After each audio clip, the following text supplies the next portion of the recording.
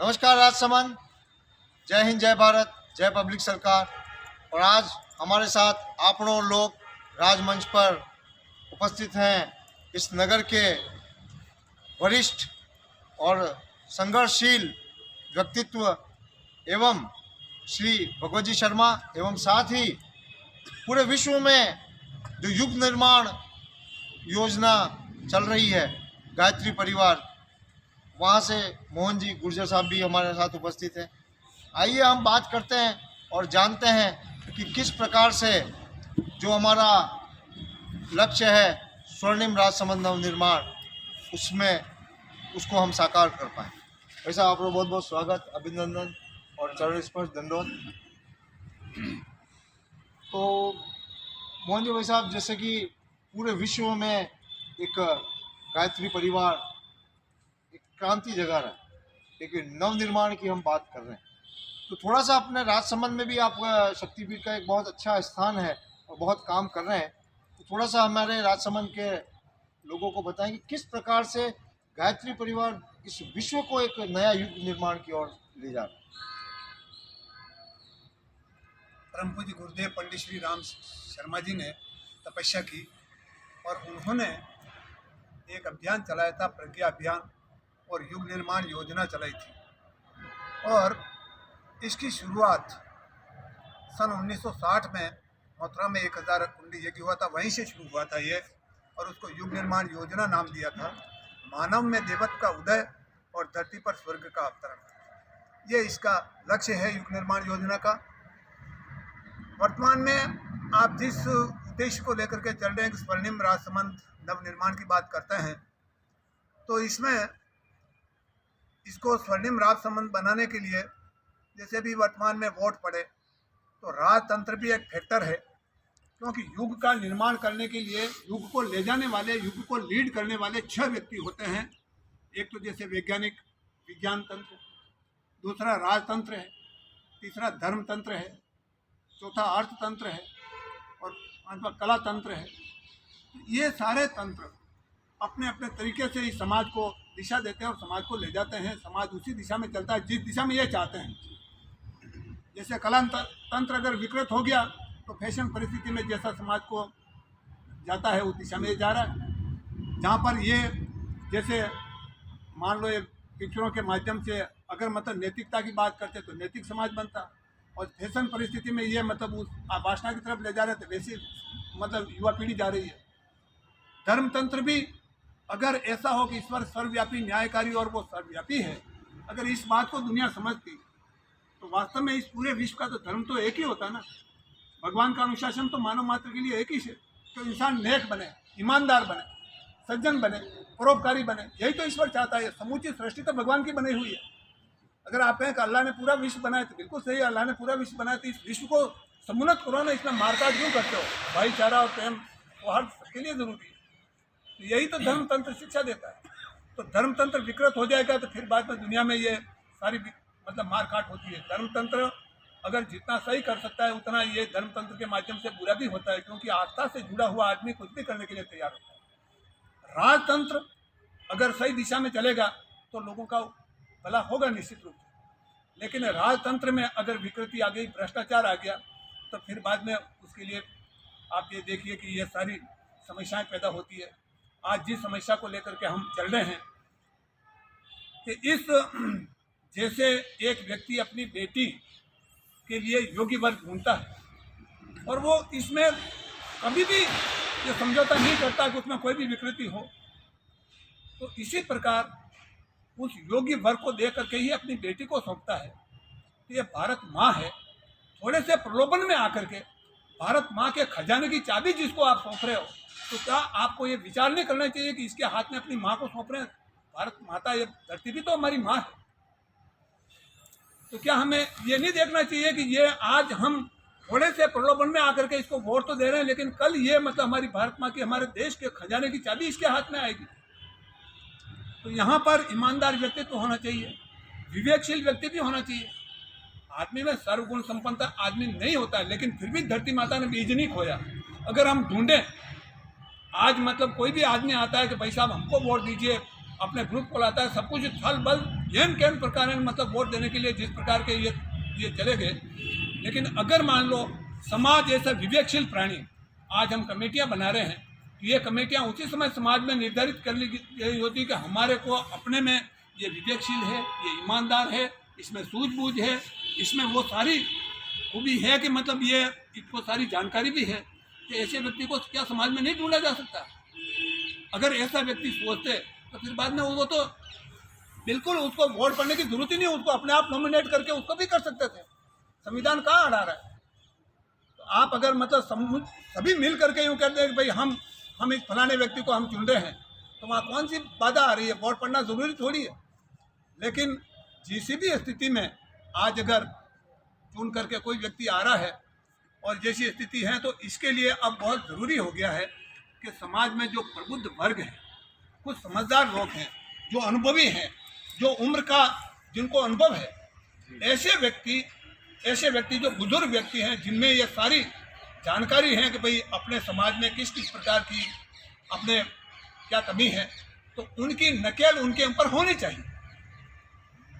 मैं ये मानता हूँ कि माना कि चाहे PWD डिपार्टमेंट है या बिजली डिपार्टमेंट है या पानी का है या कोई भी डिपार्टमेंट है, जहाँ पर 20-20 बार सड़कों को खोदा गया, एक बार डामर लगाया, तीसरे दिन वापस खोदा गया, चौथे दिन वापस खोदा गया।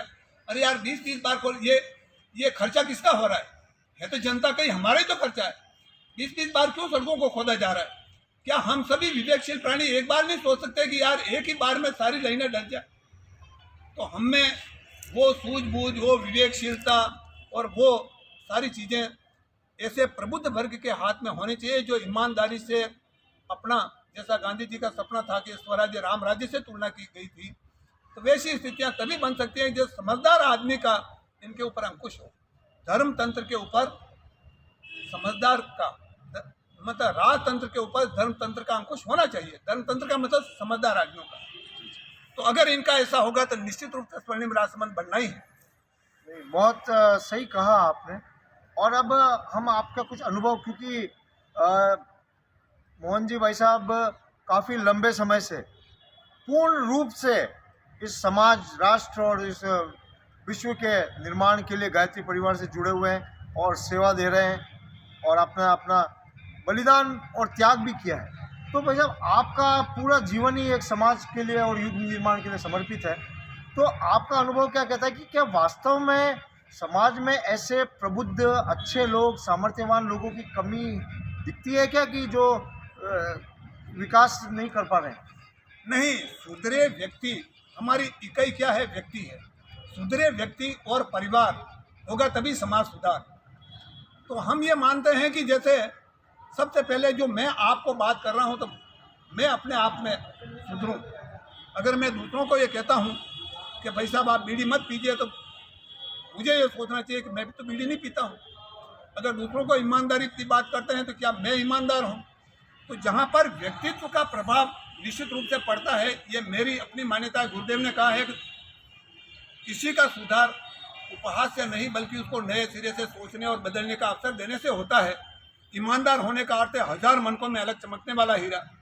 और सार्थक और प्रभावी उपदेश वाणी से नहीं, आचरण से प्रस्तुत किए जाते हैं। तो जहाँ पर अच्छे आचरण वाले व्यक्तित्व होंगे, वहाँ पर निश्चित रूप से उसका प्रभाव तो पड़ना ही है। दुनिया में यही सबसे बड़ी बात है, पर उपदेश कुशल बहुदर है। भाषण देने में तो सब होशियार है, लेकिन व्यक्तित्व को देखा जाए तो नारायण बहुत दयनीय स्थितियाँ हैं। तो केवल आम आदमी को यह सोचना चाहिए कि उसका व्यक्तित्व कैसा है, उसका चरित्र कैसा है। तो जहाँ पर चरित्र बल जहाँ होगा ना, तो वहाँ पर यूँ देखो कि भला होना ही है, सबका भला होगा। धन बल, जन बल, बुद्धि अपार, सदाचार बिन सब बेकार। तो सदाचारी व्यक्तित्व हमें चाहिए।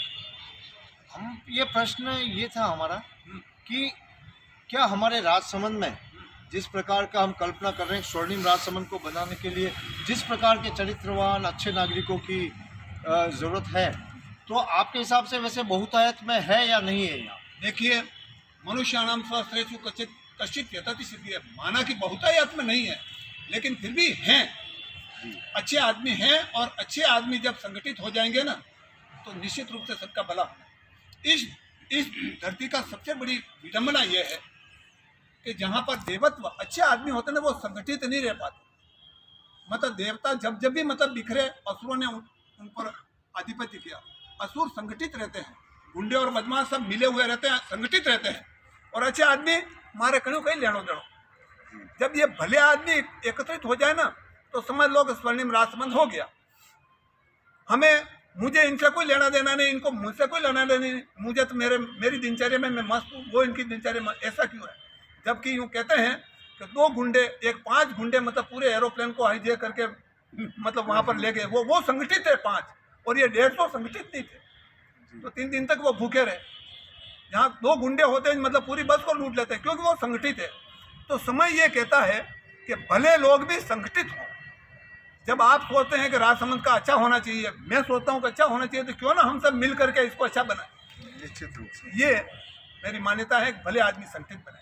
तो ये आप जैसा कि बहुत बहुआयामी प्रतिभा के धनी हैं और कई लेखन भी करते हैं, गीत भी लिखते हैं, गाते भी हैं, तो हम चाहते हैं थोड़ा सा कोई प्रेरणा आपके संगीत गीत के माध्यम से मिले।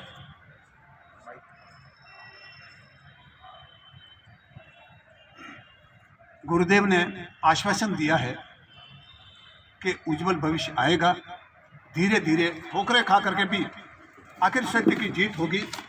तो ऐसा ही इस गीत के बोल हैं, अब फिर से सतयुग आएगा। अब फिर से सतयुग आएगा, अब फिर से सतयुग आएगा, आएगा आएगा, यह बोल रहा है महाकाल, यह बोल रहा है महाकाल। निश्चय ही दुनिया बदलेगी, निश्चित ही परिवर्तन होगा, निश्चित ही परिवर्तन होगा, नव भव्य भावना जागेगी, नवयुग का आरोहण होगा, नवयुग का आरोहण होगा। हे कौन शक्ति जो रोक सके, हे कौन शक्ति जो रोक सके, अब काल चक्र की प्रबल चाल, यह बोल रहा है महाकाल, यह बोल रहा है महाकाल। अन्यायी अत्याचारी की अब खैर नहीं निश्चित जानो, अब खैर नहीं निश्चित जानो, सत्ता लोलुप मिट जाएंगे, चाहे मानो या ना मानो, चाहे मानो या ना मानो। जब खड़ा हो चुका जनमानस, जब खड़ा हो चुका जनमानस, क्रांति की कर में ले मशाल, यह बोल रहा है महाकाल, यह बोल रहा है महाकाल। क्यों है हताश, क्यों है निराश, तू भारत माता का सपूत, तू भारत माता का सपूत। आने वाले कल का तो तुझको ही बनना है अग्रदूत, तुझको बनना है अग्रदूत। इसलिए छोड़ भय साहस कर, हो इसलिए छोड़ भय साहस कर, भर पवन पुत्र जैसी उछाल, यह बोल रहा है महाकाल, यह बोल रहा है महाकाल। अब फिर से सतयुग आएगा, आएगा आएगा, यह बोल रहा है महाकाल, यह बोल रहा है महाकाल। बहुत जय सुंदर, हिंद। बहुत सुंदर। जय हिंद, जय भारत। तो हमने देखा कि किस प्रकार से इस दुनिया में सत्व को जियाने के लिए मनुष्य में देवत्व का जन्म पुनर्जन्म हो और यह धरा पुनः स्वर्ग बने, ऐसे स्वप्न को लेकर अपनी घर गृहस्थी परिवार समाज का त्याग करके हमारे लिए ऐसे विद्वान लोग काम कर रहे हैं। तो हमारा भी कुछ न कुछ दायित्व बनता है, और सत्व जो कि शक्ति का निवास सत्व में ही है, और हम चाहते हैं और प्रार्थना करते हैं प्रभु श्री द्वारकाधीश से कि आप में भी वो सामर्थ्य जगे, सत्व प्रदान हो और हम मनुष्य में देवत्व का दर्शन करें और इस राजसमंद को भी स्वर्ग के समान बनाएं। जय हिंद, जय भारत, जय पब्लिक सरकार।